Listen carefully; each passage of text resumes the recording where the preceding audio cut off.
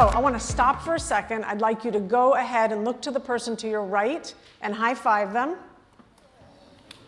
You got it. You got it. And to your left. All right, good.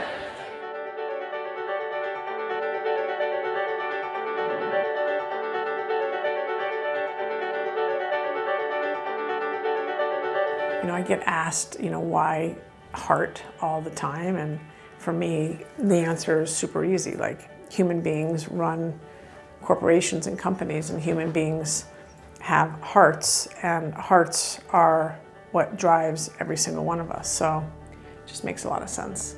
My life consists of serving all of these fine folks.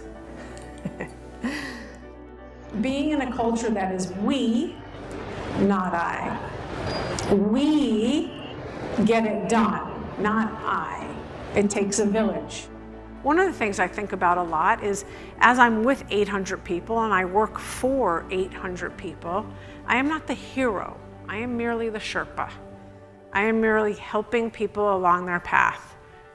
And there are people that are helping me along their path, along my path too, but I'm not the hero of the story. They are, you are, you are, you are. And that's something that reminds me to keep myself in check. It ain't about me, it's about them.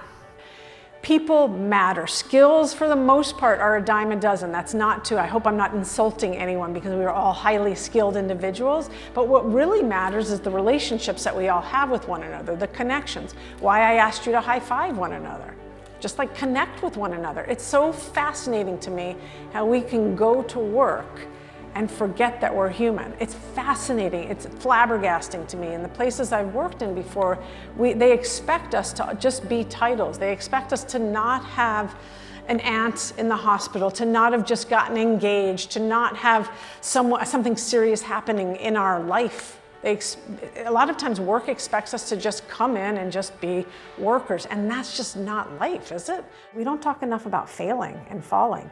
We just talk about succeeding and what that looks like, but I want to coach people that it's okay to fall and it's okay to fail, because you'll never ever know what success is like if you haven't hit the ground 1 or 100 times. And it's part of growing up, it's part of the human condition, and it's certainly part of the working world. So I want to make sure that as we're building a culture of creativity and belonging and bravery, that the appetite for failing and falling is also in there. What matters to me is, how are we, the company, how are we creating that psychological, physical safety every single day with every single employee that allows them to, A, be who they are, ask for help, raise their hand, and B, fail. I think the recognition of people have lives and then they come into work. So what are we going to do to provide this space that can hold them, that can boost them, that can challenge them, that can inspire them? It is a challenge, I think, sometimes to confront someone with something they may not see about themselves. It's hard as another human being to take that step, that bold step forward as just another learner in the world, and to think that I see something that they don't see. However, when we give feedback and when we share something with another person, it's really an act of caring. So when I don't do that, I'm really withholding, quite frankly, I'm manipulating someone's growth and development.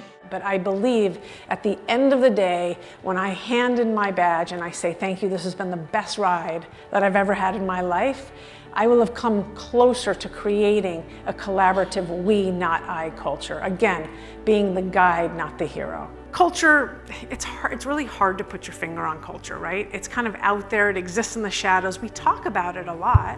You can't put your finger on it, but you sure can feel the vibe. But what we do know is that there's a very positive ROI of great culture. The name of the game for me today is communication. Communication's been flowing like really well and easy. I've had just an enormous amount of gratitude for the people I work with and their willingness to work with me, their willingness to kind of remove ego from situations and basically so we can get to the heart of the matter here and move quickly through issues and and concentrate on the people and get them to a place where they're thriving and they're satisfied and happy and fulfilled. That's what we want. And more than anything, I love what I do. Like, I love what I do. I can't imagine doing anything differently. I can't imagine not serving people and helping people identify roadblocks and move beyond them. So I'm incredibly, incredibly grateful for today.